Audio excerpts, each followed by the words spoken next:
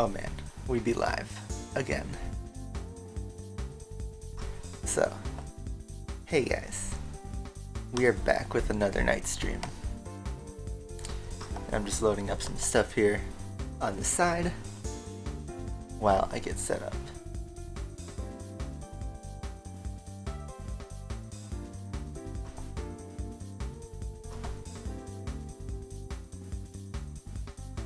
Let's check something.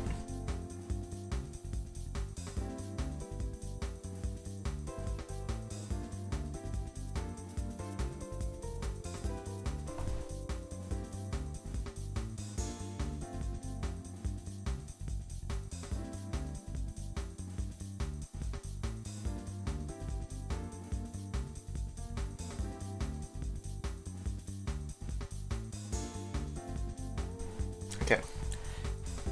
Was just debating whether to put a playlist or something. But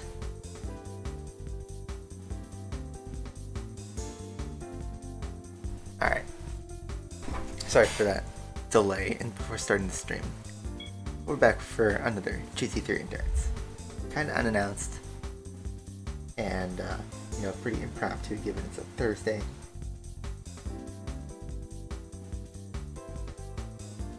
But we are live again. So today's been a rough day for anyone who plays this series. And when I start to play through, we'll kind of go over why. So let me just start that timer. I already know what endurance I want to do, so let's just get right into it. Okay, so next part of our playthrough. And we go to the garage again. And we're gonna drive another fast boy. Let's get in our R390. I promised that I would drive this car at some point, and it's time to fulfill that. One thing I think I'm gonna get is tires. Not a turbo, tires.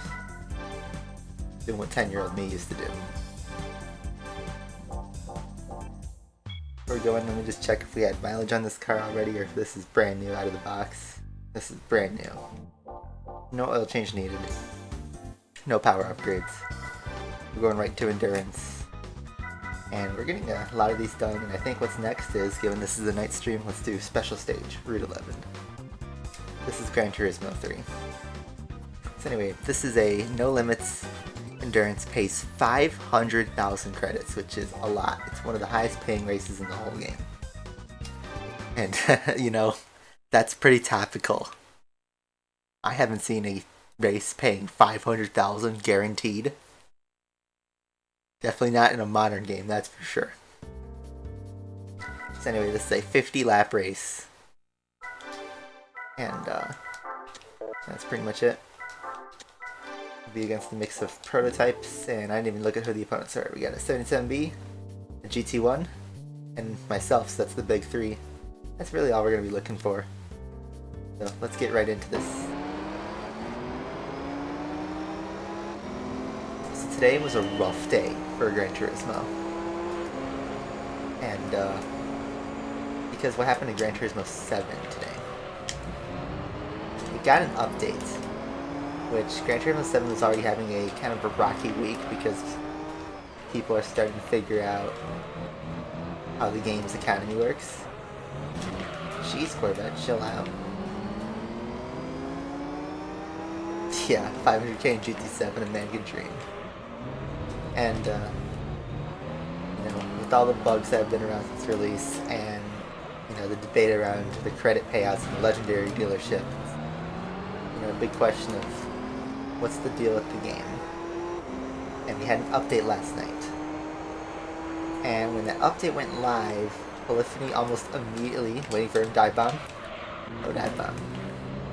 Polyphony almost immediately took down the servers because they said there was a fatal flaw with the new update.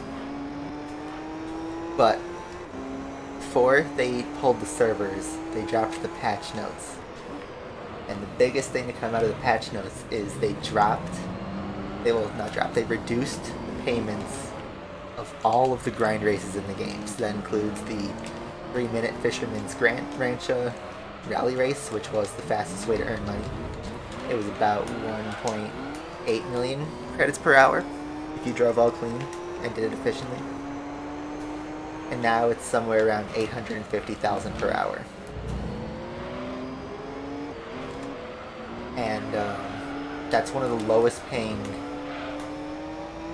credits per hour, considering the cost of the cars in the game, by a long shot. All of it is just to promote the microtransactions. By the way, game-wise, I think this is the first time I've ever seen the AI Zonda race car lead a race. I don't know if that's just a quirk with this endurance, but these Group C cars aren't dominating like they usually do. Zonda's doing quite nice.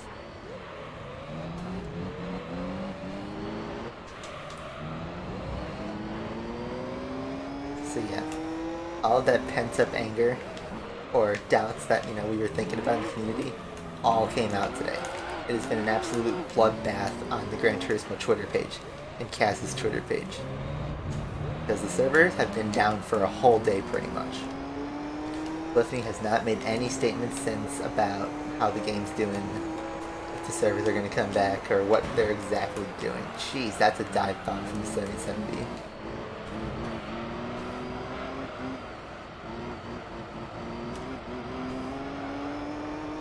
And the other thing people are realizing now, which I don't get because it was there since launch day, is the game is always online. Online is required. The servers are required to play the single player. I guess people didn't realize that. But yes, it's an always online game. And people are really frustrated with that. Understandably, I think it's ridiculous that the game is online required for single player, and the game doesn't even work. You get on the inside maybe of the Zonda. Can't believe I'm racing a Zonda with this R390 for the lead. That usually never happens, especially with the 77B and GT1 in the same race. Yet here we are. The Zonda also has a pretty large lead compared to the 77B as well. Oh lordy coming. Anyway, finally grabbed the lead. If you do the math, this is going to take about 100 minutes. About an hour 40. More or less.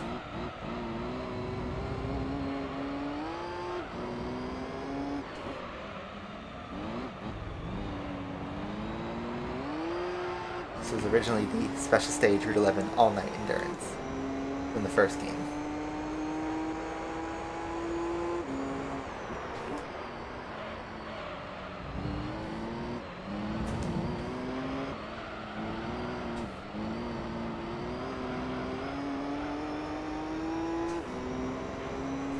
So yeah, GT7's in a rough place right now. And it brings the whole question of, why did the game have to be this way?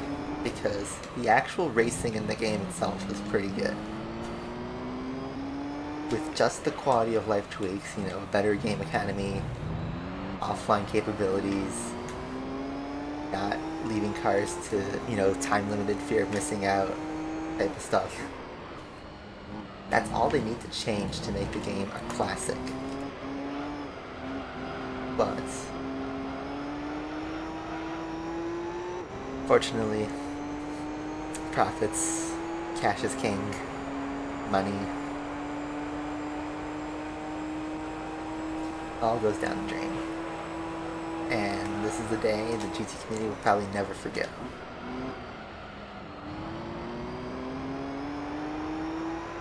And it's sad because I want the game to do well, but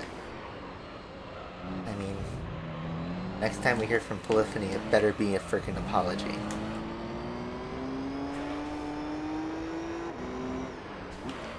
They're gonna have to do a lot to gain our trust back. Did you not see the GT7 clip from last week that got 3,500 views in like a day? You have no idea what you're talking about.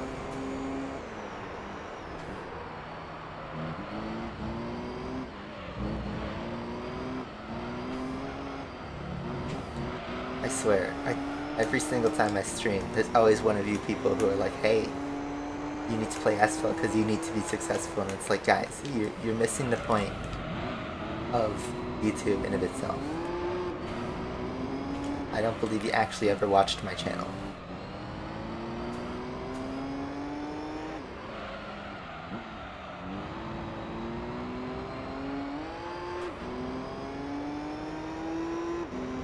And yeah, Rio, the content and the online connectivity are the main problems.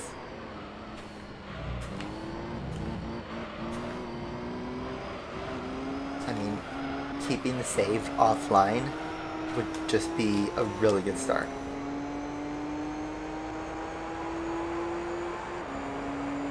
By the way, it looks like the 77B passed the Zonda somewhere. Looks like the tires are starting to kick in.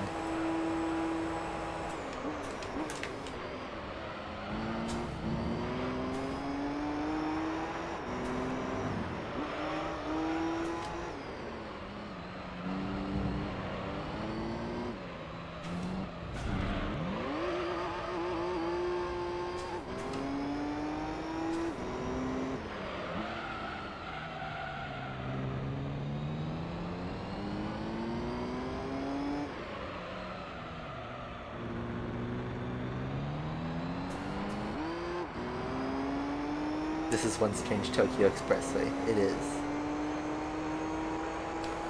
I wish they brought this track back.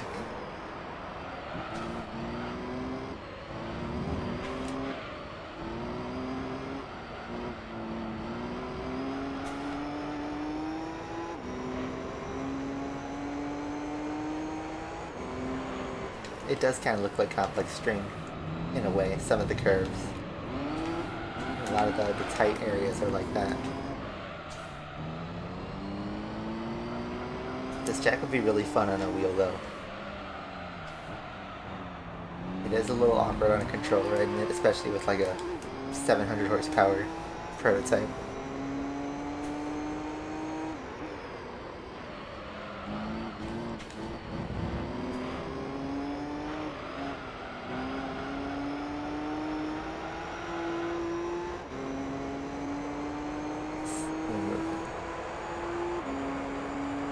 Looks like we're 10% through the race, just under 9 minutes, so we'll take 90 something minutes, maybe 95 minutes with pit stops.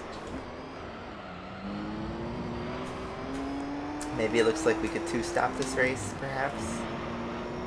Let's see how long these tires last. 2 or 3 stops. What's it looking like? The Zonda pits, the Achilles heel. That means the GT1 and the 77B will surely get ahead of it. And that was fun while it lasted. The young boy. Actually, I've been following GT7's Reddits, GT Planets, Twitter accounts. It's been a wild day. I mean, I didn't play the game because the servers are still offline and you still can't play the game. No point. I had to work today anyway. But, you know, it's just frustrating.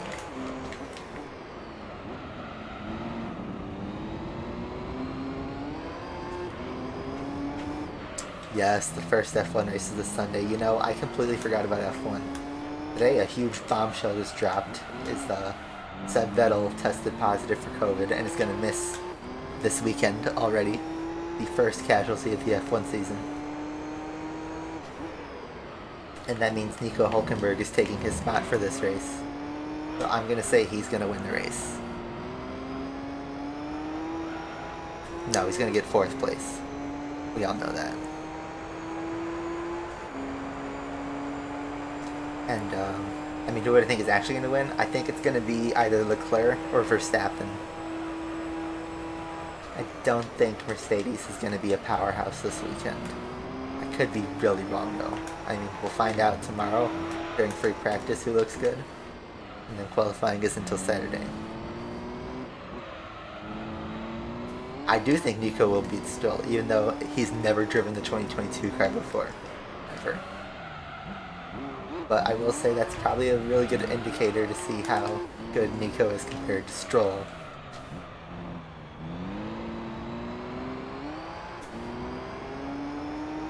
But it's going to be Hulkenberg and Magnussen on the grid again. I never thought I would see that ever again. But those two are made for each other, right?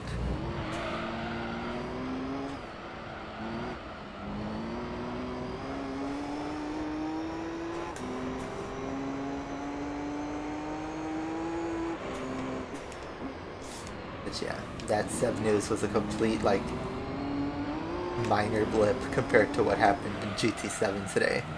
And yet, that was the huge news in the F1 paddock.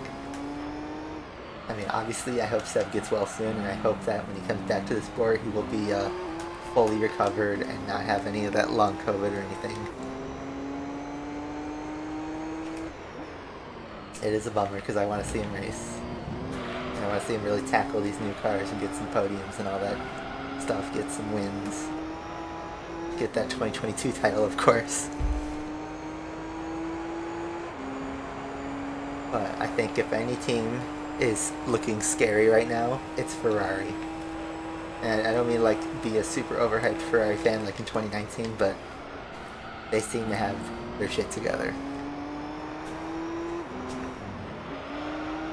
Red Bull looks a lot better than I was anticipating. And Mercedes certainly looks up there too, so it's looking like it's going to be a three-way fight like in 2018 sort of. But hopefully, you know, it materializes more.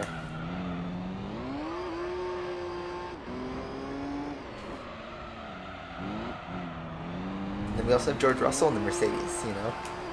That's someone to look out for this weekend.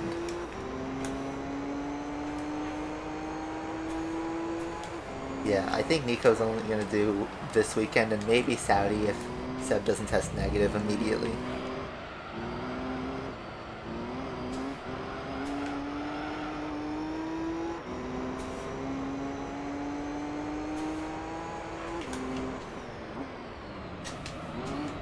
There just needs to be more teams in F1 so we can have more drivers on the grid.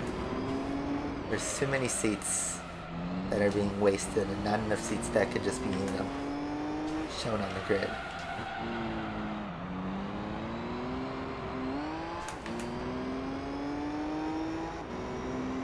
Yeah, McLaren doesn't look like it's a frontrunner this year. It looks like it will be top of the midfield again. I don't think it's going to be what we thought it would be at the end of last year. They still have some cracks in their plan. I do think Lando will have another great season. But does McLaren have the car to back that up? And does Ricciardo have it in him to back it up?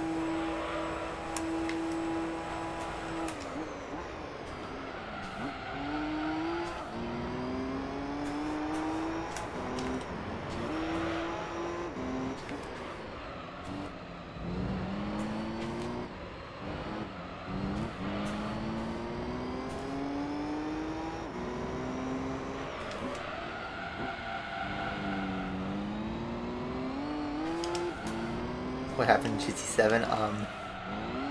They put out an update today, and that update doesn't work. So they shut down the servers.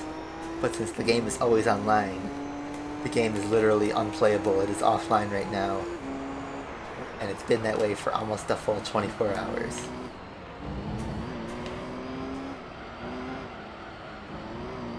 The game is dead in the water right now. But just before the game went dead in the water, they released the patch notes, and it turns out they nerfed the payments on all of the grind races. So now it takes, you know, 17 hours or something stupid like that to grind to get to the current most expensive car, the Jaguar XJ13. In the previous update, that time was cut in half. So you know what I'm doing right now? It's something you can't do in GT7, which is play the career mode. Driving an R390 on an endurance event on Special Stage Route 11. You can't do that in GT7 at all. Do you believe the Haas hype? I feel like they were doing glory runs and testing. They looked fast because, you know, they were, you know, trying to get the headlines or whatever, right? They dropped Mazepin. But I don't think they've suddenly come top of the midfield after having last year. The disaster did that. Look at this, the American cars are all hanging out. around each other.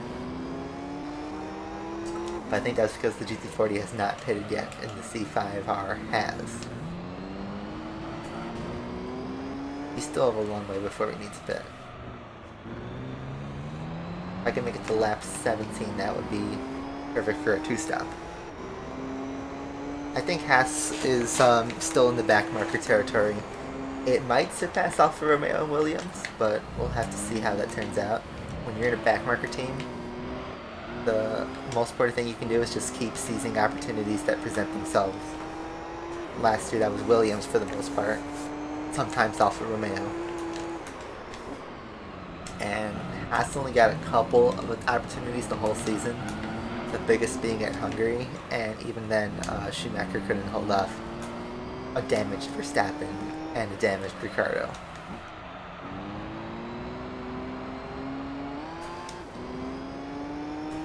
And then in Baku, where everybody was retiring and dropping out, Haas still couldn't handle them much.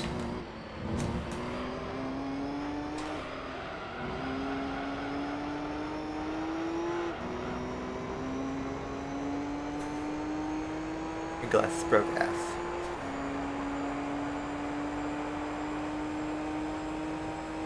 If they kept Mespin.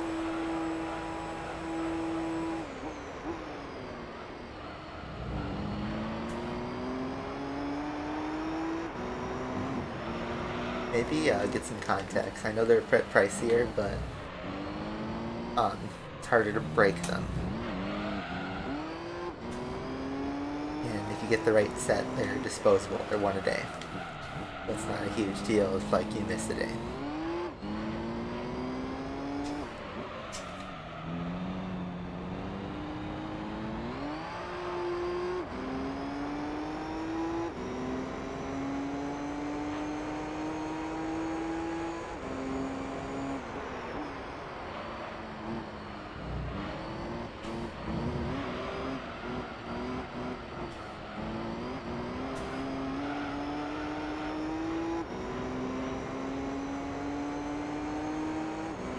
So I think the new Forza Motorsport will be better than GT7, yes or no? I have no idea, man. I mean, GT7 in its current state right now? I think yeah, for sure. But that's kind of unfair to say because GT7 is currently offline and broken at the moment. But it's hard to say because the way games are made these days, you can't count on anybody to do it right anymore. It's sad, but the best of studios have fallen to this rush the game, don't care about the bugs, fix them later, push now, apologize later, charge people for what should be free. It's completely ridiculous, and I don't know if anybody is really safe from any of that. It sucks, but that's just the state of the industry today. Someone's shooting off fireworks outside, I think. Either that or my neighborhood's getting shut up, but I think it's fireworks.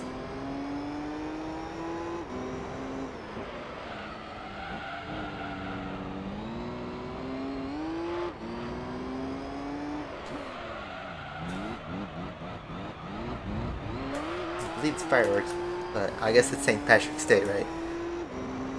Still in the States, it's 11 p.m. on St. Patrick's Day, but I wouldn't have thought it was a fireworks kind of day.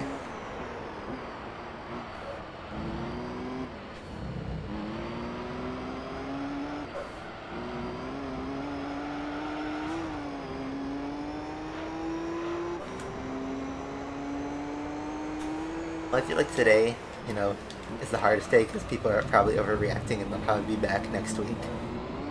But it's definitely a hard pill to swallow. You know, when you think about it, there has never been a worse day for the franchise. Even like GT6 and Sport that had their flaws, they were never completely broken like this. Ever. And neither of those games economies were truly predatory. I just swoop lapped the GT1 right there.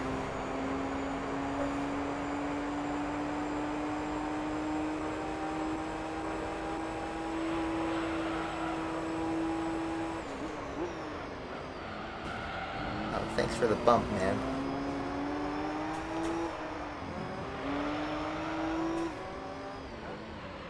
But yeah, it's now just kind of solidified the thought that modern games completely suck these days.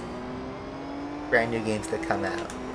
Seems like every game these days that get released is buggy, unfinished, has a battle pass or something to get more money out of you. They'll charge it for customization or even pay to win stuff in a $70 game. Have some deluxe edition that is not really worth the extra $20 or so. Jeez, that's a dive bomb between barriers.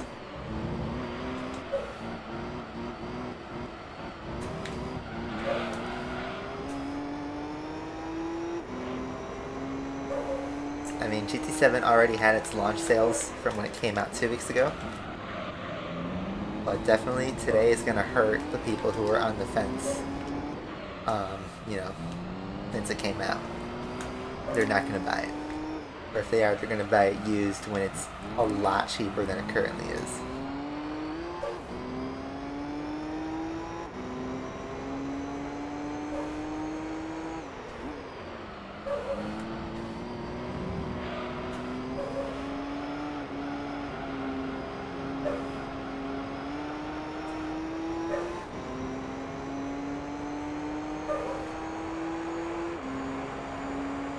We got 10 people here today. How y'all doing? You'll have a good night. Good St. Patty's.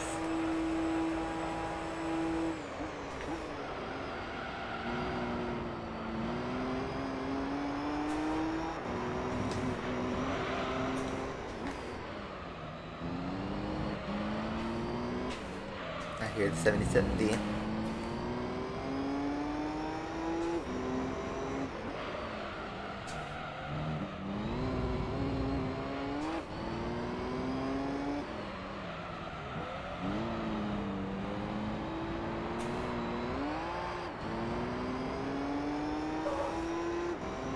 I mean, I just hope that the games that do get released are competent, That's too much to ask for. Sad that I have to ask that. I would have thought Polyphony would be one of those AAA studios that, only puts out quality. And it's not like, they completely neglected GT7. There's a ton of Easter eggs and small details and little things they did that are genuinely great in that game, that are just ruined by the microtransactions and just decisions that I believe Sony told them to make. I just can't believe that's something that Kaz would push. He poured his blood, sweat, and tears into this series, and why would he just throw it all away on $20 credit packs? 77B time. Look at this drag race. He can outpace me in a straight line. Yeah, I'm about to lap him.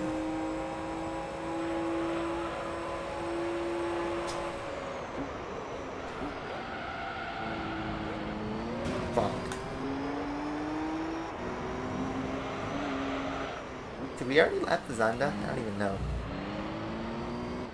It was in first place, so I think we did already lap the Zonda. Yeah, Forza Motorsport has been dead in the water for 4 years now, something like that. In fact, there's no Forza Motorsport game on the Xbox store at all, not even 7.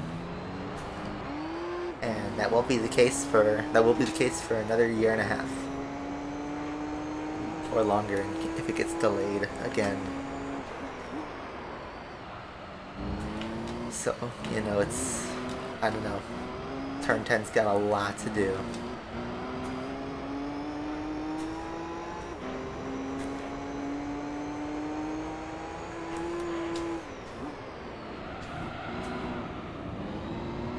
I will say Microsoft has the high ground right now because all they need to do is just drop a trailer and just promise whatever GT messed up, and they will convince the entire fan base to switch over.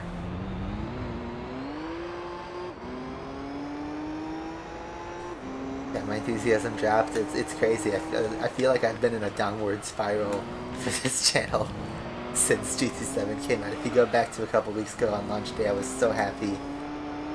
And then like the week after I was like concerned, and now it's just pain. Full pain.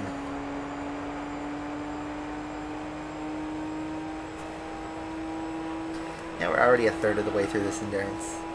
It's not the worst. This is certainly not the longest endurance in the game.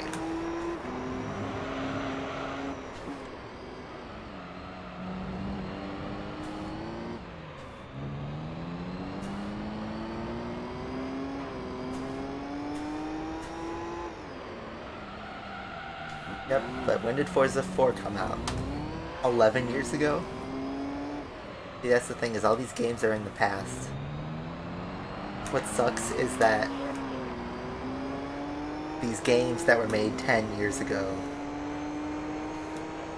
are the last of the games that weren't like ruined by modern greed. And those games had stuff like paid DLC and updates and their own quirks with online. And their online services have been long gone, but it's sad that a modern game just does not hit the same anymore. Because money. And I get that video games are expensive to make. They take a long time because they're heavily detailed. You know, assets aren't just like a little squiggly line in MS Paint anymore. They're fully modeled 3D, you have animations, all that jazz. But, there's gotta be a line between, you know, making a game on a reasonable schedule and, you know, just rushing it, not checking for bugs or quality testing or anything like that, and just trying to squeeze money through other means. This is a Nissan R390 GT1 1998. Not really 77B in any way. The only similarity is it's Japanese, and it made it to a podium in Le Mans. I think this finished third in 1998. Whereas 77B won it. Different year, 91.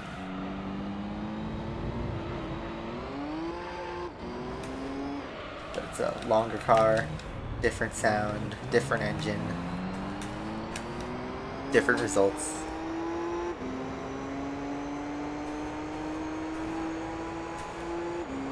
This car is only well known because of Gran Turismo. This is something that GT7 has failed to do. GT, as a franchise, popularized so many cars. It's just crazy to think about this. If you think about the Suzuki Escudo, what does everybody tell you? Gran Turismo 2 and 3, fastest car ever. If someone talks to you about the Mitsubishi Lancer Evolution 5, they go to Gran Turismo 2000. Someone talks to you about the 787B, when was that car first featured in the game? Gran Turismo 3. The Nissan Skyline, and in general, like, Fast and Furious became popular because of the car craze of Gran Turismo having those cars in them. Like, that's probably the reason why R34s are so expensive these days too. It's because when we were kids, we were playing the old Gran Turismos, driving all these cars, and now, you know, we're in our 20s and 30s with disposable income, and we can finally afford some of these cars.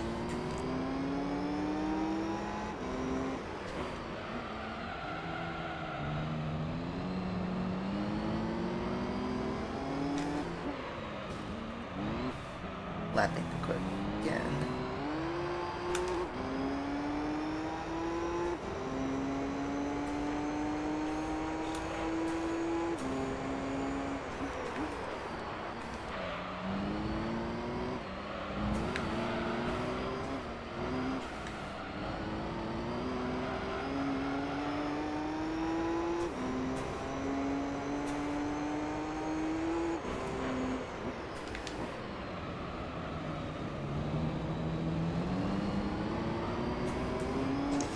You know, we could probably one stop, but I'm not going to.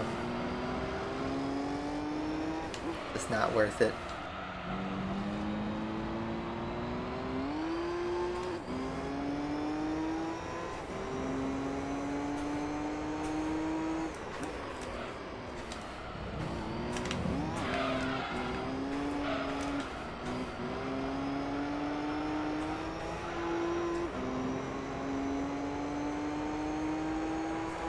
GT7 Minecraft in the next stream. Well, Gran Turismo's part, there's not that much to do.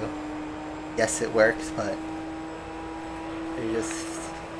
I already gave that game a send-off. I don't feel like playing it. Not that much different from GT7. You know, when GT7 does come back, I still have to do the licenses and missions and the circuit experience, which I was hoping to do some streams with that, because those are always interesting to do. But, you know, I can't play the game right now, because the servers are down. I was hoping to do another stream of that at some point. I think this weekend we'll do another GT3 endurance. Because depending on what happens with the game tomorrow, we'll find out if Polyphony makes a statement. If the game is still not back, I can't play it. And whatever happens in this emergency hotfix, we'll hear what they have to say. But if I don't like it, then I'm not going to play it.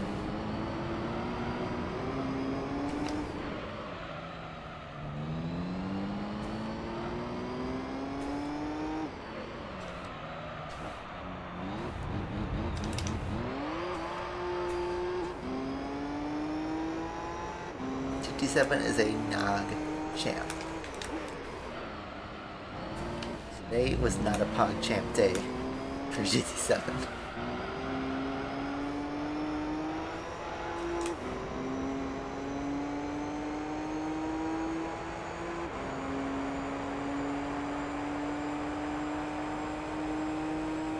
I mean, I hope you didn't sell GT Sport. I mean, for me, all it does is give me an excuse to play Gran Turismo 3 again and keep knocking away at this game. Every endurance night we do gets us closer to the end. You know, we have some actual content to go through. GT7 only lasts about 30 hours. We are 85 hours into this playthrough and we're not even done yet. We're not even close to done.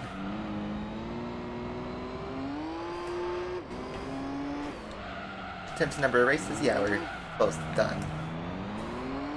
But in terms of how much time is left in this game, there's still a lot. Yeah. It's a Google Chrome eating the McLaren brake discs.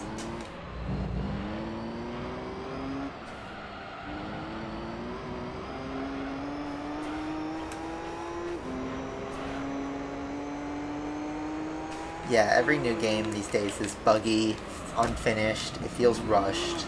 There's some battle pass or something to completely milk money. Battle pass, VIP pass, legend pass, whatever you want to call it. I'm just calling it the battle pass, you all know what I mean. It's a season-based model where you grind the game and get like XP or something to get some stupid reward.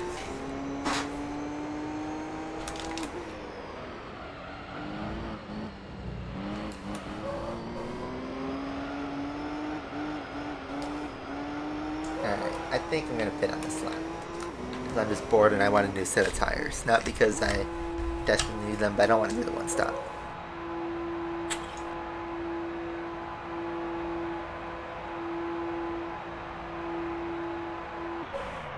Yeah, GT3 and GT4 look so good right now.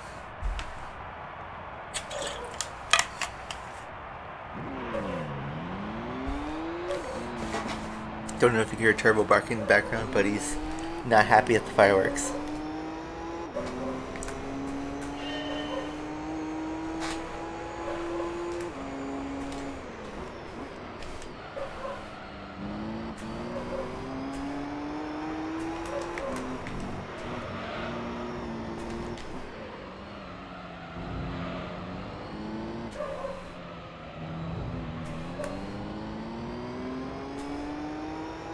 Yeah, the car's just lifted up for no reason.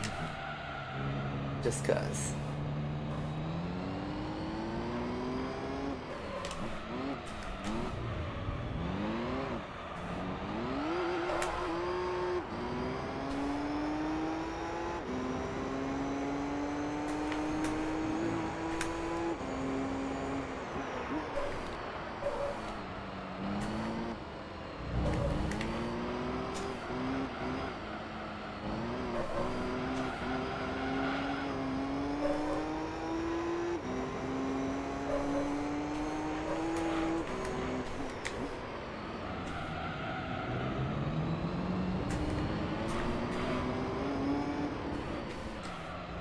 It has not been a fun day for Gran Turismo.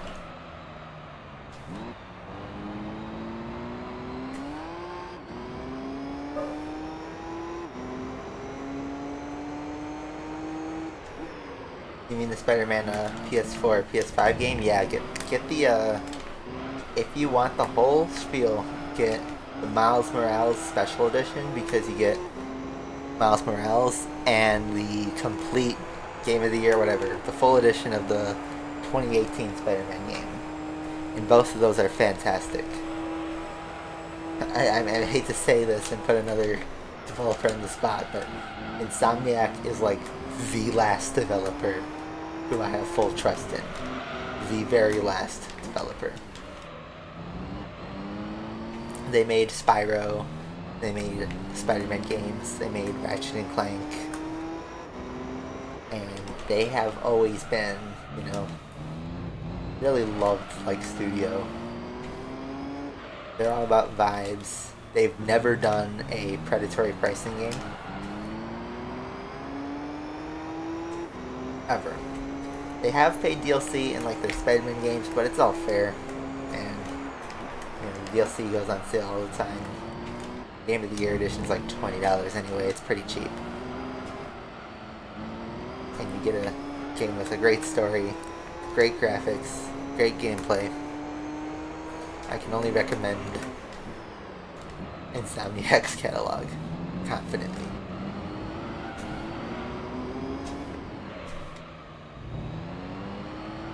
Thing is, they're really good at single player games.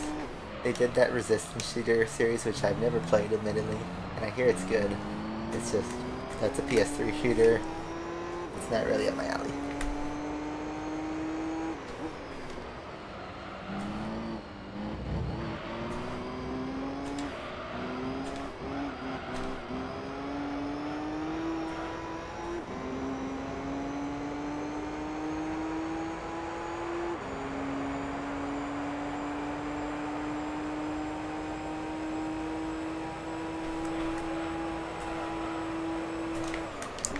And James, I just read your thing that said Spider-Man PS5 is the only like true game. But the thing is, people were complaining about Miles Morales when it came out because it was a pretty short game, and I do agree that when it came out it was $50, not $70 but $50. It felt like a pretty short game. It was pretty short.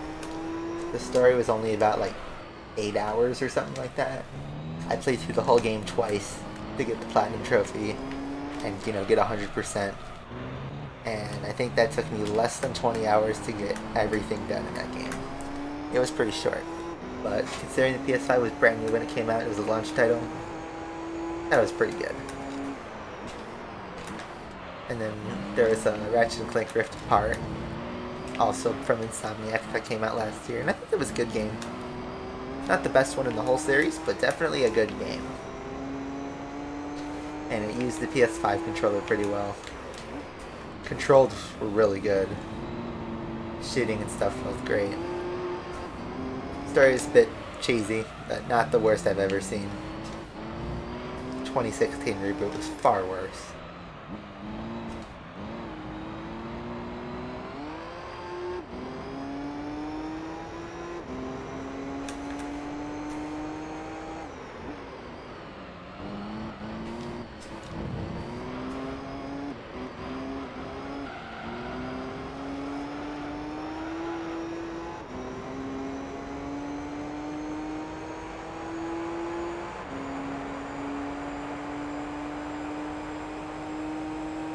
See, there's like two camps in the GT hate camp right now. There's the fans and the haters, and I know it sounds weird, but there's a lot of people who are really hating on GT for the wrong reasons. And then there's the crowd who is justified because of the changes they made in 7 compared to other games. And, you know, I hope Polyphony listens to the right crowd.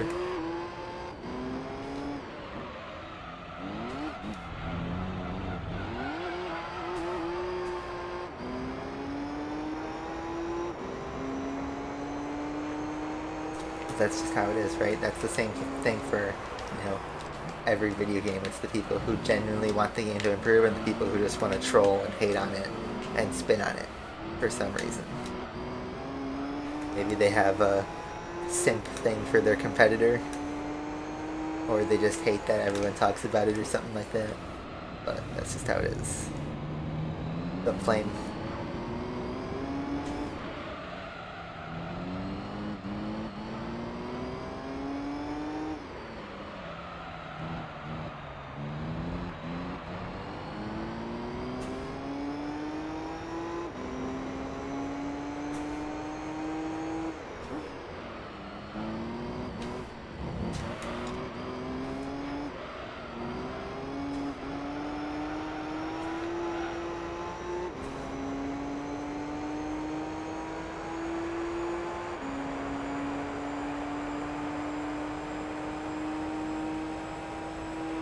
Yeah, literally, it took 1 day, really 1 week, but it took 1 day essentially to tarnish the last 15 years of the franchise. It's quite amazing. It's really like a house of playing cards that they've built, or a giant Jenga tower. That's the best analogy. It's a Jenga tower because they can take out a couple pieces and the tower will stay intact for the most part. They knock out the wrong one and it all comes collapsing down. So, yeah. Not good.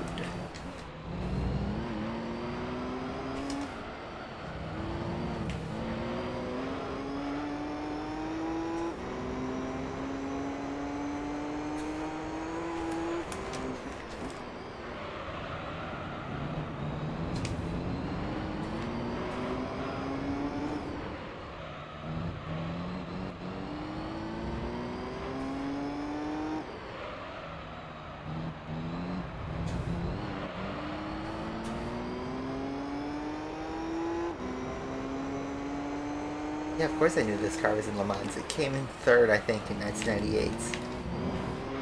Didn't win it, but it did pretty good, considering everything.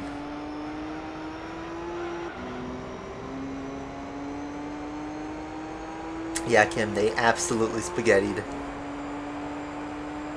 Yeah, I stole that term from another YouTuber, but I still think it's a pretty good analogy. They dropped the spaghetti pretty hard. You know, it's not even dropping the spaghetti. You ever see that scene from The Office where Kevin has the chili? It's that. That's the scene of GT right now.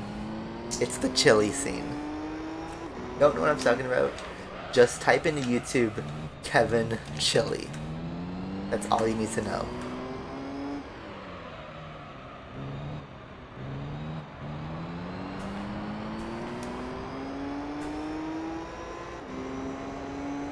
The meme community is probably completely hyped right now.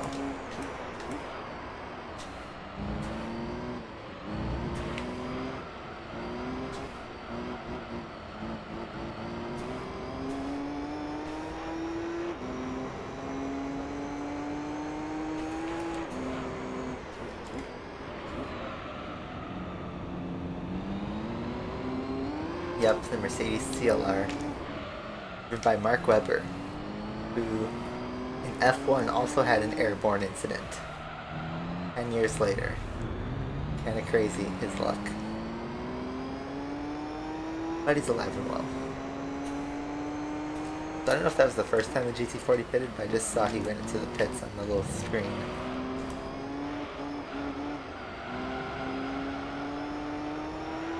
Airborne car.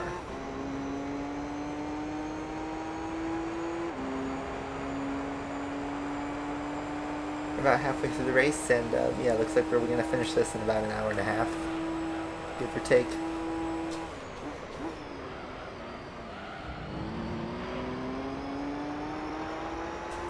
Laps GT40 again on pit exit. Also, we did a 144 on that 25. I didn't even realize that. Nice. I don't know if we can get a 143, but I wasn't really pushing for lap times that much.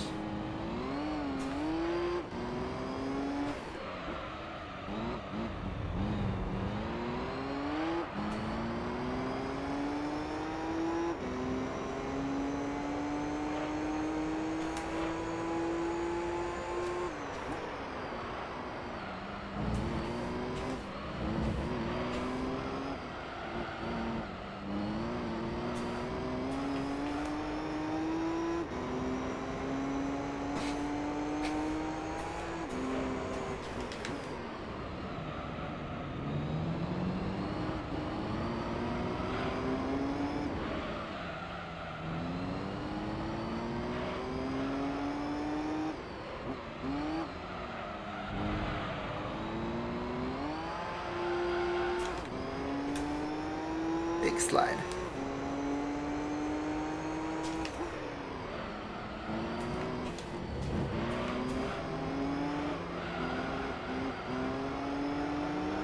Just look at that grip compared to the Corvette.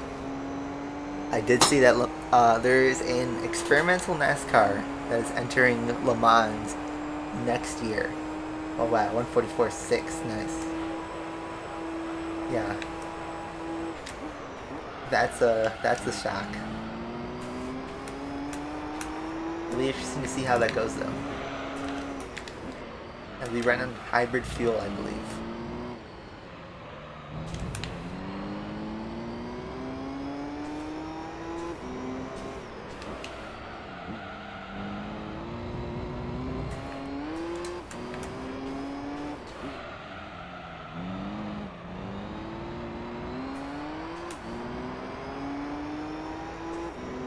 I'd like to know what is broken about GT7. The player's spirits. Hey Marv, how you doing? That's the best way to describe it. Essentially, there was all the cracks of the game that we figured out last week, which was the cars are way too expensive, the races don't pay that much, and they shove microtransactions down your throat to try to get you to buy credits. That was the problem last week. And also just the fact that there's so many cars that are just available for a very limited time. It feels like a mobile game in that respect. And two things happened today. Last night they announced, an update, which was, everyone thought it was going to be for the bug fixes, which is, great. Then the patch happens overnight. And almost immediately they shut down the servers because they claimed that, oh nice, 143. They claimed that there was a fatal error in the update and they had to take down the servers to address that. And the servers have been down for almost 24 hours now. Since the game is online only, that means that without the servers, you cannot play the game at all. You can't launch it. You can't do the career mode, the solo single player. So that's problem number one. People are bummed out about that. But, that's just, that's what you get when you have an online only game. Problem number two, which is the bigger one, is given what you just said about they don't pay enough credits and the cars are too expensive and not available enough, for a brief moment, the patch notes dropped in that short period when the update was out. And the grinding races, the races that you made all the money from, the most money from, you made from like 1.7, 1.8 million an hour. All of the grinding races, there was like 10 or 15 of them had their credit payouts cut in half, or worse. And now, the best money making went from like 1.8 million an hour to 850,000 an hour, but the prices and stuff for the cars are the same. Jeez, that Mazda just went all in. So, this is an effort to push microtransactions. And that is what completely outraged the community. Understandably, I'm pissed off too at that. Because why do you have a game that pushes collecting cars and then make it so difficult and so monotonous to grind money and then actually collect the cars you're pushing us to collect? It is ridiculous. It feels like a mobile game that we paid $70 to $90 for.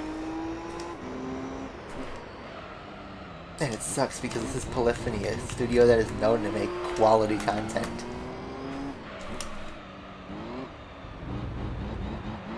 And they just completely dropped the ball on launch.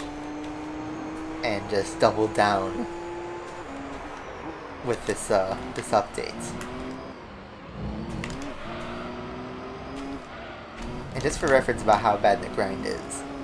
Okay, you know how I was saying like, oh, you could make like 800,000 an hour. That sounds not too bad for credits. Until you figure out that in the legendary dealership, which a car only appears for about 4 or 5 days, the cars could be as expensive as 20 million credits. Right now, the most expensive car is a Jaguar XJ20 or XJ13, and it is 12 million credits. That takes about 15 hours of grinding the same race over and over again, which is about a 3-minute rally race with the wonky physics at that. And that's what you end up getting. Can I chug this before the end of the straight?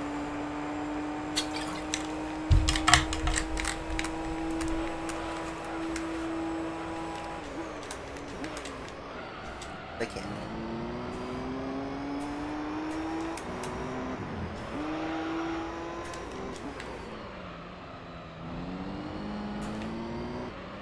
I didn't really grind any of the payout races in GT7 because I didn't have the time to do that. I mean, I tried out that Fisherman's Ranch race a couple times to just see what people meant, and yeah, I see how it was pretty boring, but it paid pretty well. But, you know, I've been saving my credits until the Mazda SnakeEater comes in the shop, but now I'm like wondering like, geez, like what's it gonna end up actually costing when it shows up in the dealer? I have no idea.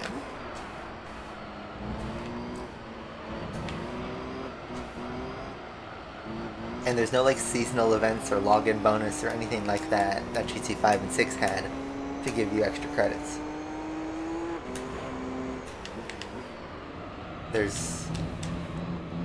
And aside from, you know, those physical issues, there's also the issue that the single player is too short. It seems like they cut content. There should have been 50 menu books when there's only 39 in the game. There's not enough missions, there's not enough career races, some tracks feel unpopulated. There's key series missing.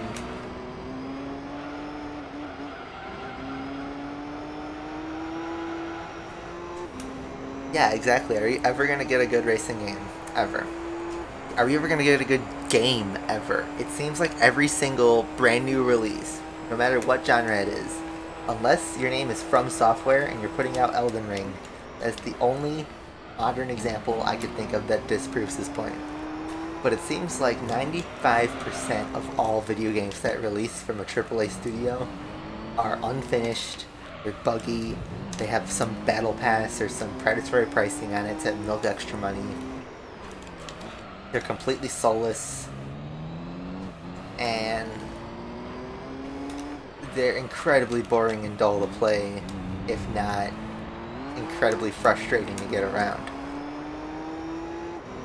It just sucks. You know, I'm getting the most enjoyment out of this 20-year-old PS2 game. 21-year-old PS2 game almost. I can have a drink with this game. And this will give me more satisfaction than the vast majority of modern video games.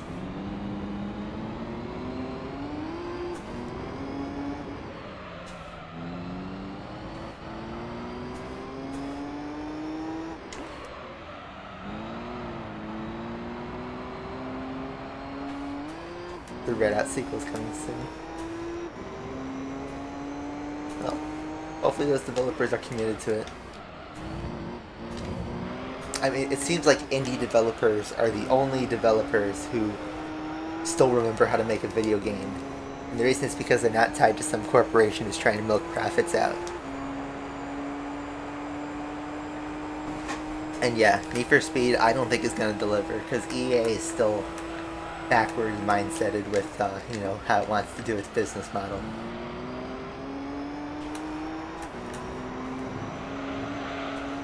Just whatever happened in GT7 is something you'd expect from EA or Ubisoft, not Sony and Polyphony.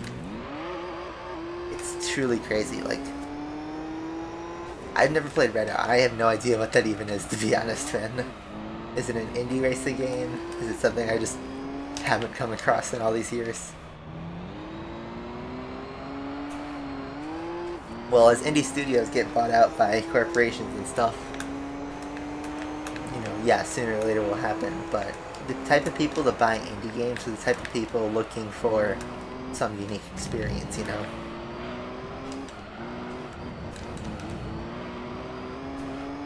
And then games like Undertale and Friday Night Funkin' and Shovel Knight, Stardew Valley. I could think of so many of them that like gain massive popularity.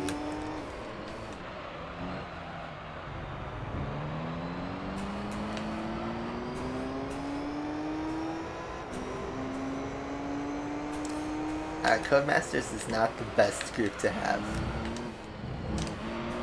Criterion, aren't they working on Battlefield or something right now? Didn't the last Battlefield game do like absolutely horrible? The tribute to F-Zero. Oh yeah, so it's like a space racer, not space racer, but like a futuristic racer. Zero gravity, whatever. Yeah. You know, like a game like Distance, you know, that's an indie driving game that is incredible. But, you know, it's a one-off game. It's not something you'll see a yearly release for. Whereas GT League and GT7, that's the cafe mode, man. That's just what we're dealing with.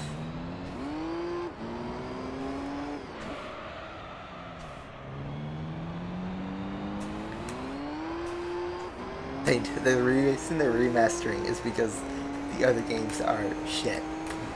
Well, the other reason is because they figured out that if they release the exact same game and make minimal updates, people will still shell out $50 for it, or more.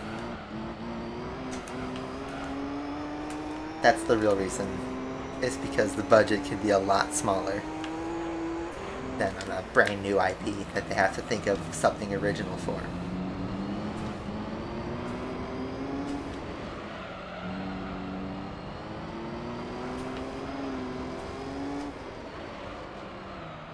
Sonic Frontiers, isn't that the open world Sonic game? I have no idea what that game's going to be about. Yeah, nostalgia blinds a lot. GT40, I mean, all these AI are just completely pummeling into the walls here. It's ridiculous.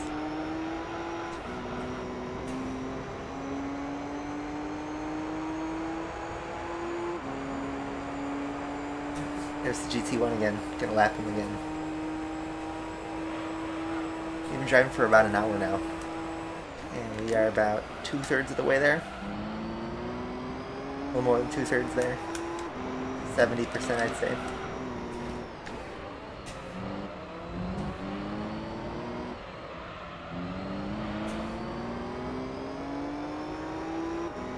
Oh yeah, if GT3 released today, everyone would be all over this game.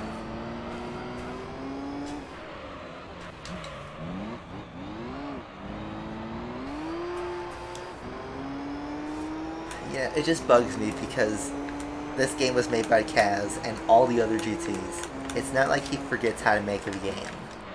He knows what it's like. He has survived numerous console generations. And if you go to Wikipedia and look up the best-selling PlayStation games, for the PS1, 2, and 3, you'll always find the Gran Turismo games at or near the top of the list.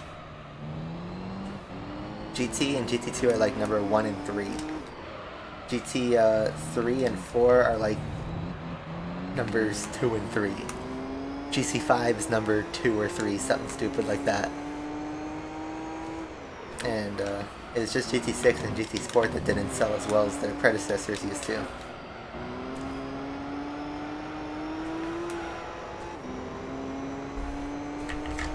You couldn't just casually do an endurance.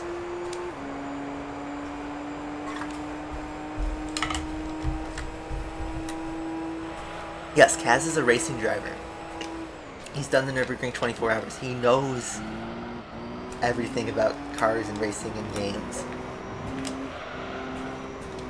It's not like he's suddenly like some boomer. He's only like 50, I think. He's not even old. What if GT became a mobile game? The roulette tickets are basically packs. Once you finish the cafe mode, there's like nothing to do besides the side content. But side content's just side content. The main game is too short. I saw some Defender, some Sony Coper, who was complaining that, oh, you guys are moaning about GT. GT7 gives you cars so fast. You guys are getting spoiled.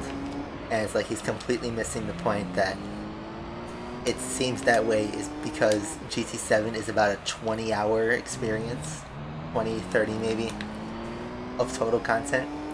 Whereas a game like GT4 is literally like 300 or 400 hours. Of course, cars are going to be a bit more spread out because it's so much shorter of a game. And even then, there's more prize cars in GT3, GT4, GT2, 5, 6. And those games all had varying car lists. GT7 is at 424 cars. And about 1/4 of the list is a prize car. And the vast majority of those are cars you can already get in Brand Central that are relatively cheap. And only a handful of the prize cars are something really worth it.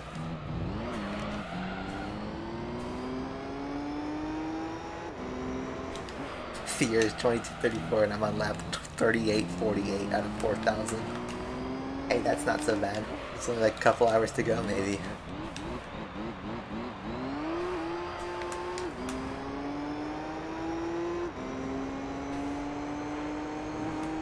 The trick with these endurances is you just gotta book some time and you just gotta hang out and kind of think passively about the race. I mean, I guess this is something you learn with skill over time and just knowing how to drive comfortably, but I could do this literally all day. I did that GT5 24 hours Le Mans and all the other endurances, the Scuba 9-hour, Nürburgring 4-hour, all the jazz. I could buckle down and race for hours at a time, driving somewhat consistent pace.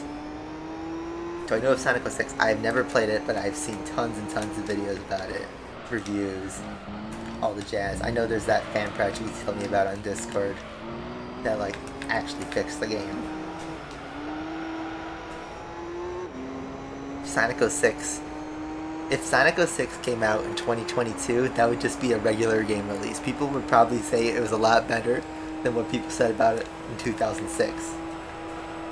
Because the bugs are just kind of standard for 2022 instead of something shocking. It's sad, but it's true. You guys know it.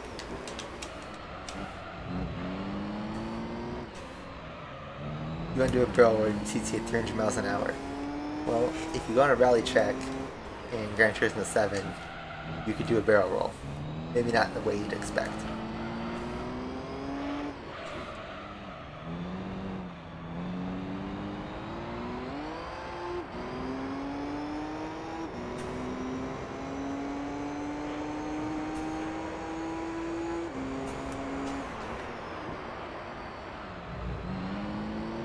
You're hard wrong about that, because you say it beats the hell out of the Gran Turismo games.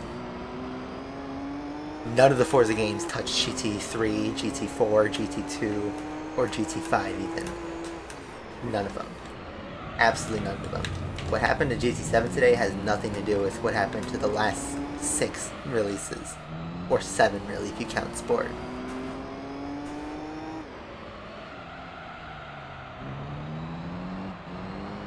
Gran Turismo is a series full of 8, 9, and 10 out of 10 games. And GT7 is just a game that brings that average down. Sadly. GT7 could have been a solid 9 out of 10 with some better quality of life, but come on, you're really gonna say Forza 5 or Forza 7 is better than GT4? Nah, that's not it, Chief. Now I just call you a simp, which call me a simp for being a Gran Turismo stan, but fair enough. But have you actually played those games before? There's a reason I don't mind driving 50 laps around GT3's Route 11.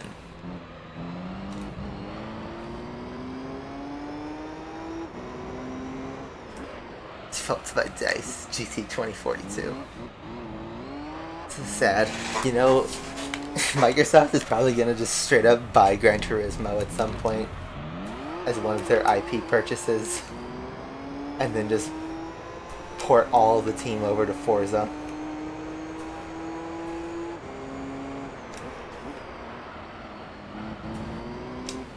You'll be playing Forza Horizon 27 or something. It'll be in Antarctica or something like that. It'll be the same wheel spins, super wheel spin, the same cringy side stories, getting obsessive amount of money, but hey, you guys could drive 20 different Miatas now.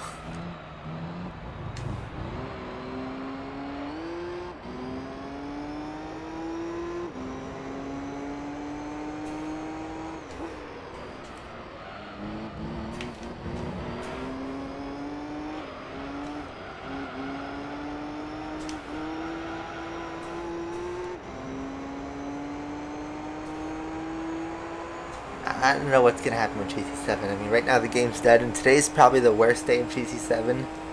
Today is probably the worst day of the whole franchise, and I don't think it can get much worse than this unless they triple down on the microtransactions. But I feel like, I do feel like today, when the servers come back, we're going to get more than just a message about the servers.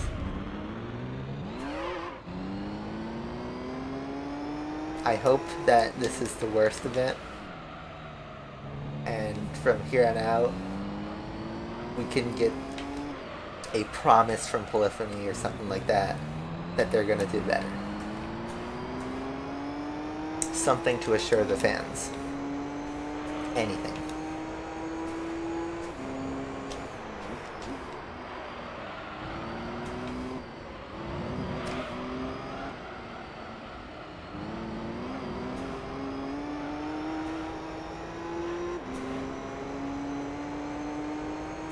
I will not come back to the Asphalt franchise. If you think there is an open world map coming to a racing game or a mobile game, that's just wishful thinking, man.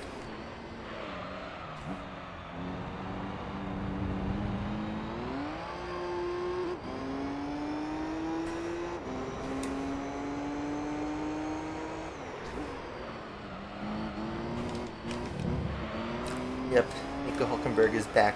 Talked about it a bit earlier in the stream, but you know, with all this stuff about Gran Turismo, I completely forgot that it's the first F1 weekend, and Seb tested positive for COVID, which means Hulkenberg takes his spot for the weekend.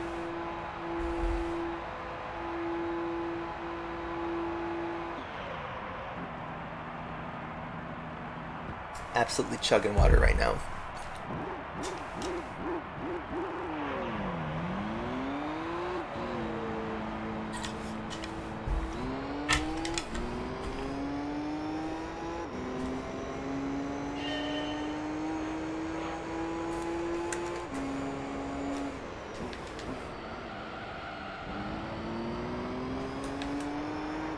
Laps.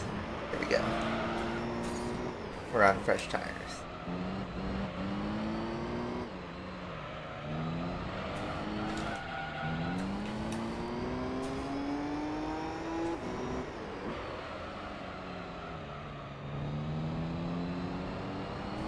See, with like an open world though, you need to like have the world fully loaded in and then somehow have the game, you know, spawn everything in. Which I guess, yeah, technology goes a long way. I just feel like that would absolutely murder a battery. Absolutely murder it, and then it would take forever to load it. So unless you're putting an SSD in a phone or something like that, I don't know. I just think that's not something that would come to the next Asphalt game, for instance.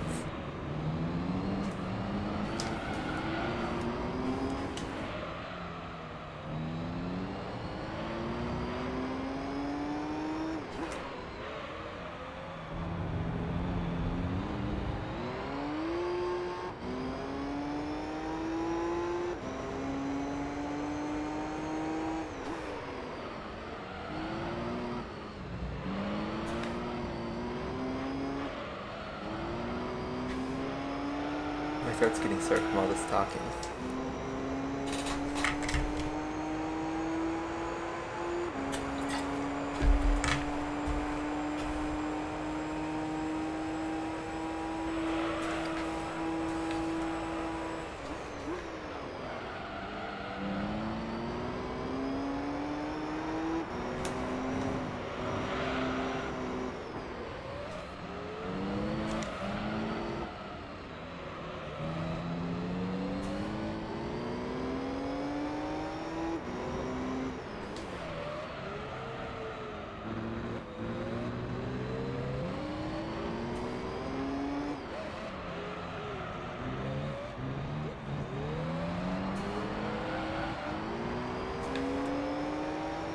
I mean, I guess something like GTA, which is open world, does exist on mobile.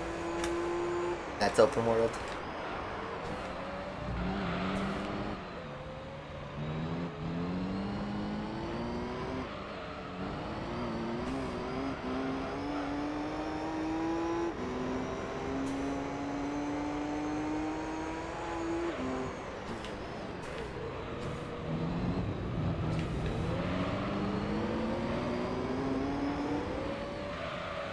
I just don't think it's gonna come to Asphalt 10 or anything like that.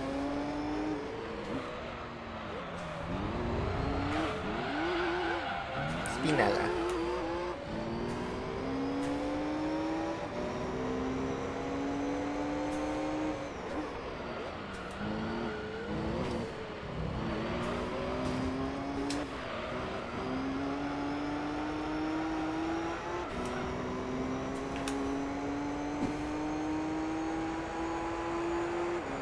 Yeah, I did my 100% platinum run of GT5 last year.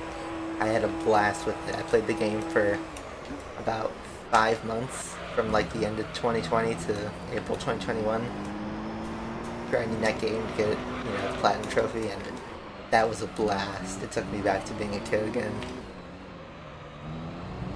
I honestly, like, thinking maybe not now, maybe not this year, even next year, but at some point I want to see if I can mod a PS3 and then try to replay GT5 all over again with like the online mode brought back.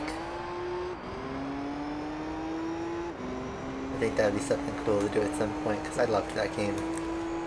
And you could still start that game from scratch, it's just not the same as when the servers were online.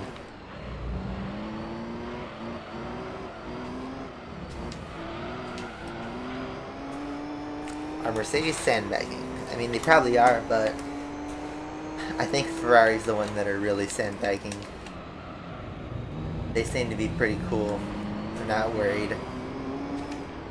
And I don't think Charles and Carlos are messing around this year. I do think Verstappen's going to be huge again this year, though. I think it's going to be a three-way fight, just like 2018, between Ferraris, Mercedes, and Red Bull.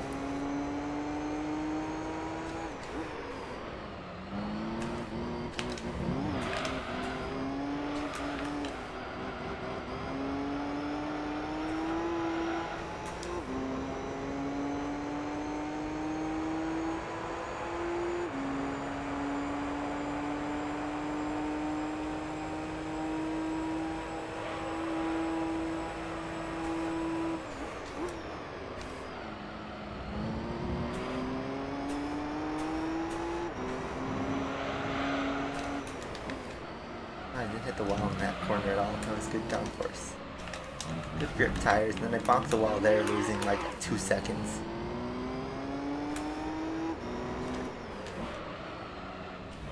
You liked Tried to Survive Season 4. Wow. I haven't watched it yet, but every single thing I've seen online is that it is terrible and over-dramatizes the F1 season, and it just frustrates you if you actually watched the racing. And even if you're a fan of a certain driver who got an episode, they weren't actually represented that well. Like, for instance, they filmed a bunch of Checo content in Mexico that time he got his podium at home, and then didn't even do an episode on him. And instead dedicated an entire episode to hyping up Mazepin and making it the Christian Horner show. Never showing people like Alonso or Vettel or Kimi.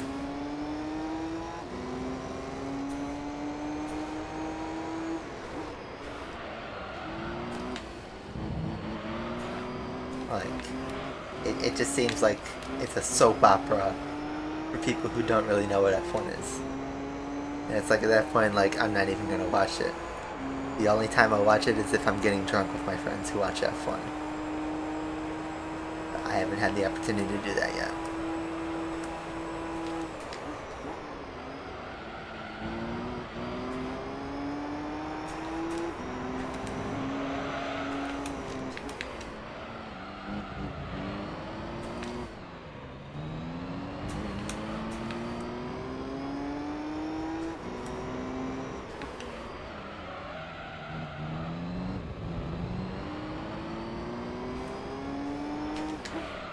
Yeah, Gunther Steiner in his boat.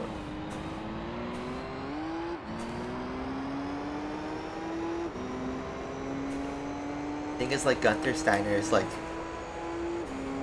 more known for Drive to Survive than he is for actually his efforts at Haas. So he just tries to put on a show for Netflix.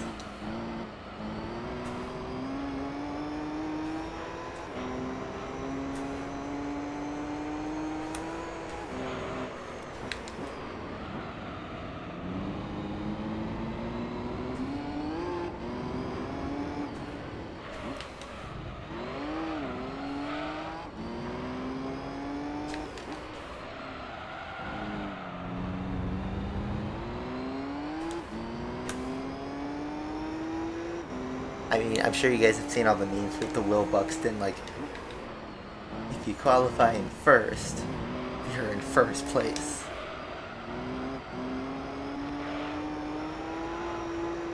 You beat 19 cars, you win, or something like that. You know, something like that. It's like, do they really have to explain that? Like, are they talking to a toddler? Might as well be. Am I just out of touch?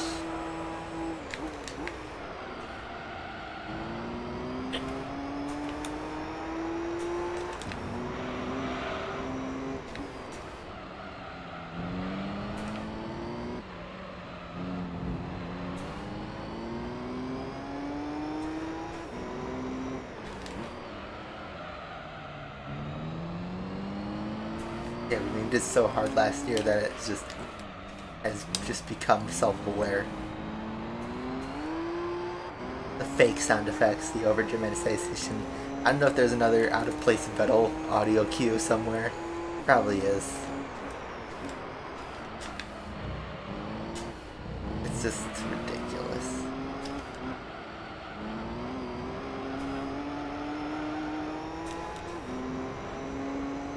And then what Drive to Survive does is it like puts people like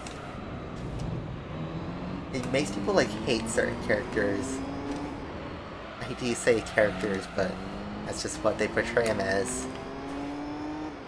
And give them like these fake backstories, and then a bunch of 16-year-olds on Twitter go to their driver Twitter account and freaking bomb them with hate or something.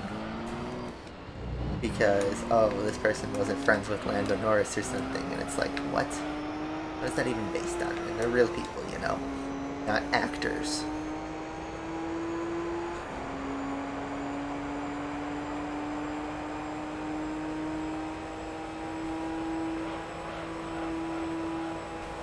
It sucks, but that's just how modern sports is like these days.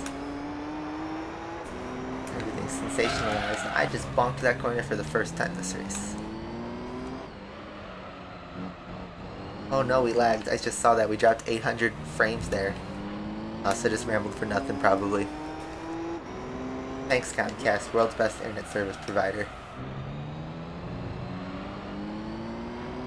Oh, it's going back again. We just lost more frames.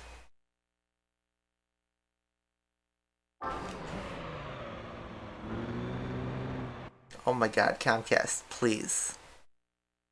What is going on with my internet? Why is it so bad? I'm actually gonna, let's see if I can mitigate this.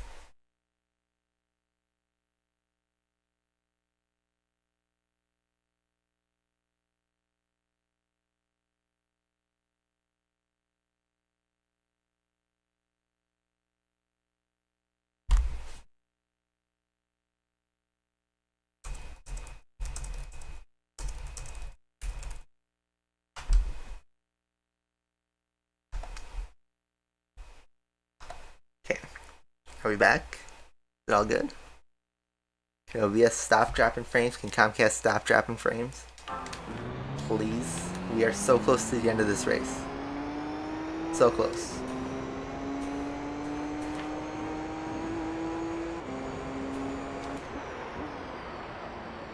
It's literally midnight. Why is Comcast having issues? There should be like nobody online right now.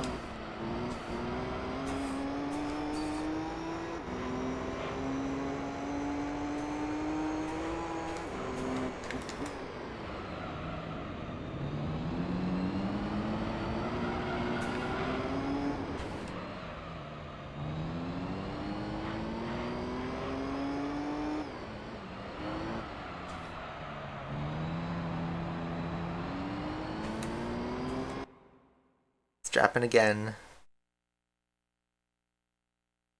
Ridiculous.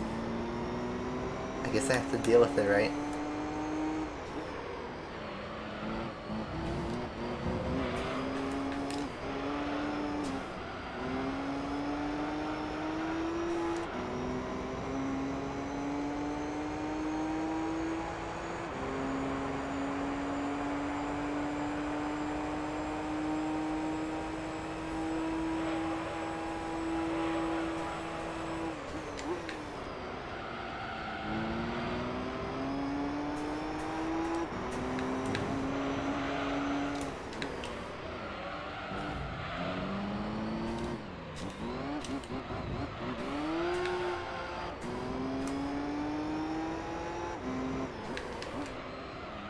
Yeah, when I was a kid, I always drove the... Oops.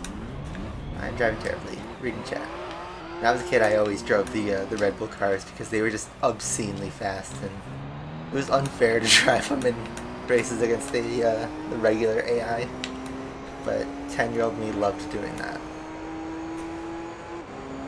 But see, that's not like... In GT7, you don't have enough races where you can do something like that, where you can just grab one car and just run around freely doing stuff. Oh man, I am bouncing off barriers every time I try to look at chat. Or look at my frame count to make sure that, you know, Comcast isn't doing a Comcast.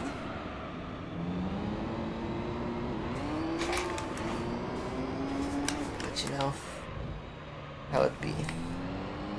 We're almost at the end of this endurance though. So close to the end.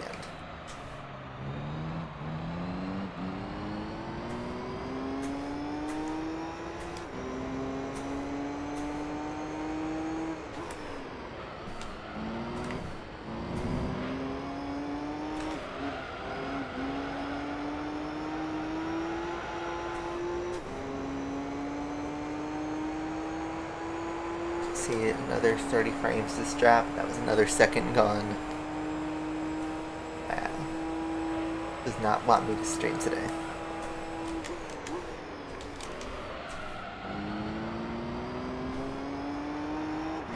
I should probably be back up recording. I just don't have the hard drive space to do that. Or the bandwidth on my computer to really do that.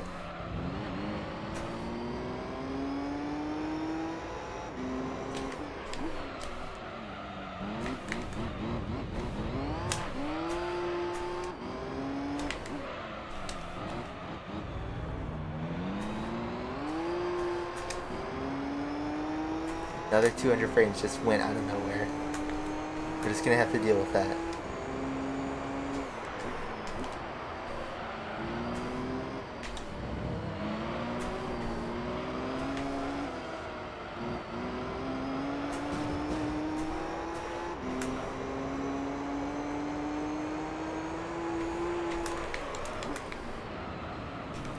I know Comcast has dropped, it tells me 2,267 frames.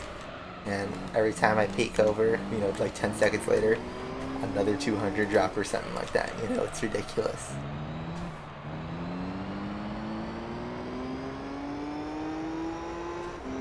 Soup. Green. I'm at the soup store. I'm at soup.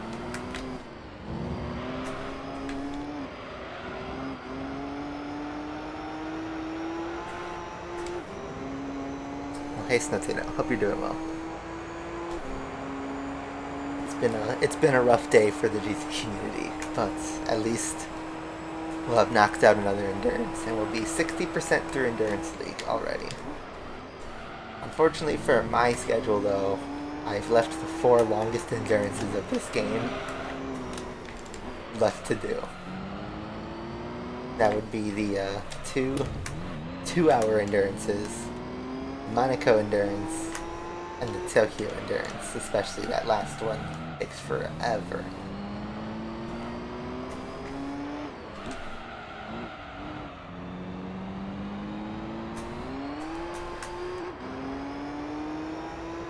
Why are you finding your clothes at the soup store? I'm at soup.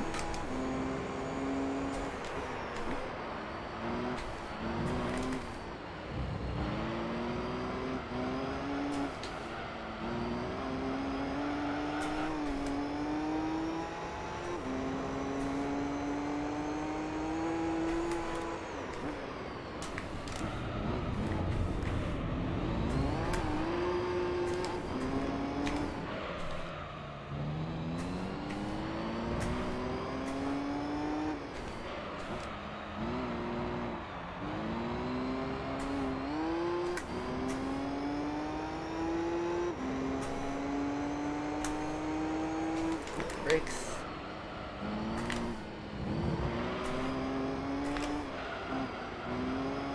Don't think this is going to be a 143, but I'm fine with it. Comcast decides to catch this. Regardless, we'll have one special stage Route 11 all-night endurance, or whatever it's called. It's essentially the all-nighter from GT1 remade. There we go.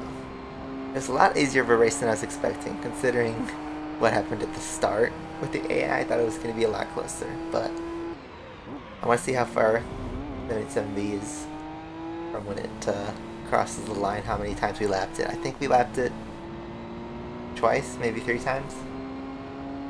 We'll see. Interesting enough, the GT40 has the C5R despite seeming to be always slower. Well, the GT1 was a 4-lap gap. So I'm gonna assume that SnakeEater was also 4 laps. F8's here just in time for the end.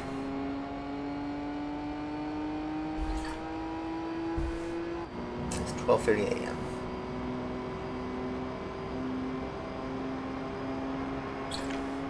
Apparently, GT7 is sitting at a 40% Metacritic.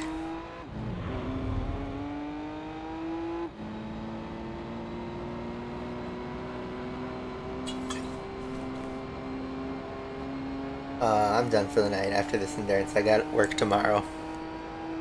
12:30 a.m. and I gotta log in 8 hours. I gotta go to bed. All the endurances left are the 2-hour plus ones, and I don't have time to go to 3 a.m. Interesting. Corvette and GT40 close together, 5 laps down. 770 was 3 laps down. Zonda stayed in the same lap as GT1 though. We now have 4 endurances left. But all 4 of them are over 2 hours long. So we get a nice 500,000 credits, something that I'd never see in GT7, that's for sure. Let's get our thumbnail shot. Of course, the all-important thumbnail shot. We are so close to finishing GT3 yet, we still have so many hours to go. It's the 2-hour endurances, like the Rome 2-hour and the Trial Mountain 2-hour. And then we get the Monaco endurance, and then we got the Tokyo endurance. That's all that's left. And then Super License, those 4 Super License events, and that's it. That might be a good shot. Let's see if I can get side by side with the GT1 and get a shot like that.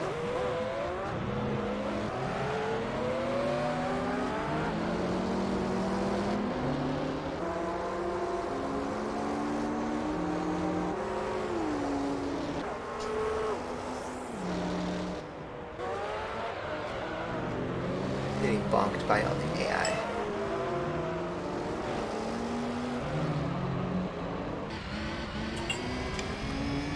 Water is finally chugged.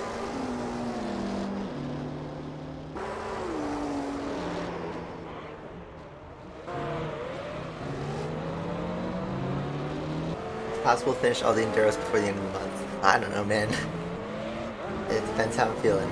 It's entirely subjective, and I can't promise anything. Ooh, that's a good shot. I like that one. I can get another side by side with the GT1 before I go. And he's gonna bonk, and that's gonna be it. Alright. Well, y'all know what time it is. It's prize card time. We did the professional arcade race last stream. I don't want to do the entire arcade league on professional difficulty. That would take like another 20 hours. Regardless, what do we get for winning the special stage Route 11 Enduro? There's some things with wings. Oh yes, that's my favorite NSX, the Arda. No F1 this time, but I will 100% take that. 100%. Yes, just what they like to see. Oh yeah, so yeah, this Enduro, that one, are 2-hour Enduros. Everything else is gold. Bring us to GT7 again. Depends if the game works or not. Yeah, here's the Arda NSX. We drove the Ray Brig not too long ago. Maybe I'll use this for the Tokyo, but I was planning on using something else. I don't know. I love this car, so maybe I should drive it somewhere, but we'll see. Anyway, that's 91.7%. I forget if that jumps up another 0.2 or 0.1. I don't know. Regardless, that's the end of the segment. Yes, we've been at over 90 for a while. It's just the endurances are, one race at a time, so the progress halts until you get to the licenses and the other championships. I could quickly check the dirt professional races since we just saved.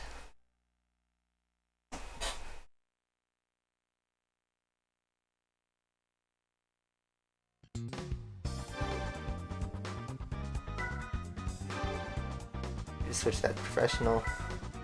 Let's hop in, what's a... I feel like Tahiti Maze or something.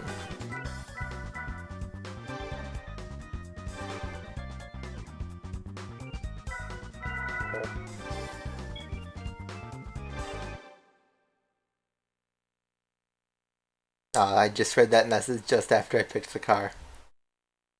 Oh well. So professional difficulty is 5 laps. I think the hard difficulty was only 4.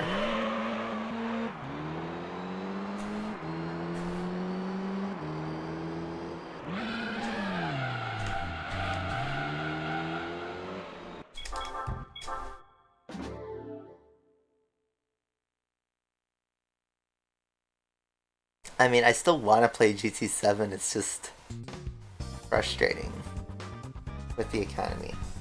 I mean, here's the thing, is given the game's been out for a full day, like the service has been out for a full day,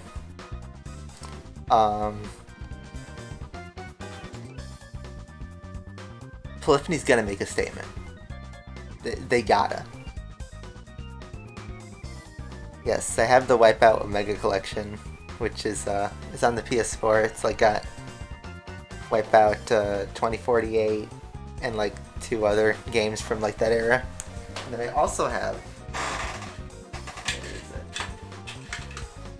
one of my friends gave me this UMD. It's a PSP. I don't know if you can read that, but it's Wipeout Pure on the PSP. So yeah, I have played a few Wipeouts before.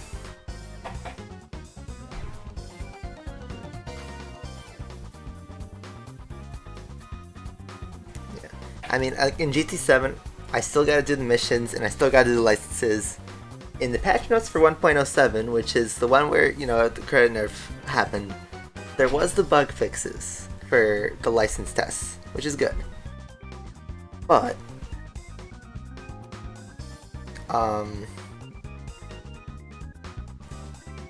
you know, who knows what's gonna be. I wanted to do a stream where we just did the missions, but we'll have to see where that ends up.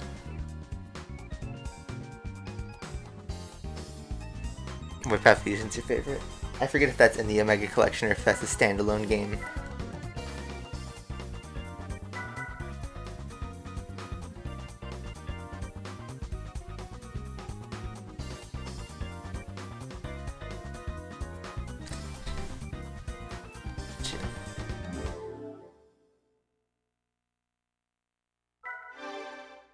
I don't even know what to do next time. Like on Saturday, I think the plan was to do one of the 2-hour endurances. Fusion is the 2002 PS2 Wipeout. Gotcha. Yeah, so then I haven't played that one. Probably do one of these on a Saturday or something. And then, oh, this one. This one is like, you know, something you can't escape, but it's like, ugh, I gotta set 3 hours aside somewhere at some point. I don't know if I can get these all done in March, considering there's like, what, like a week and a half left in the month.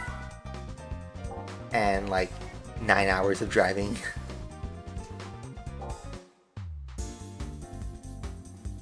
But there's that.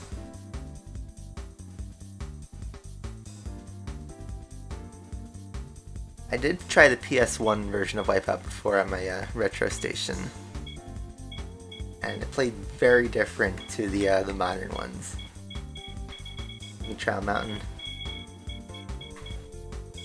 I was thinking Rome because it's the first one there, and it's also the slower race. You drive slower cars in that one. They take the same amount of time, obviously, but that's how it is. But yeah.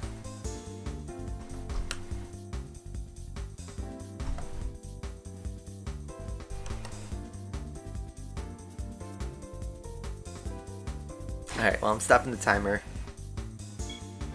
And I'm gonna look at how many miles was that endurance, by the way? 140. Oh wow, so it's even shorter than Super Speedway. Yep, there's our Arta. Looking sweet. So our F1 streak was broken, obviously. I'm gonna save it one more time, even though I already, did it before. Something you can actually do is save the game locally and play the career mode offline. What a time we live in, guys. Well, anyway, hopefully you guys enjoyed this night's stream. I gotta go to work tomorrow, so sorry I can't race more.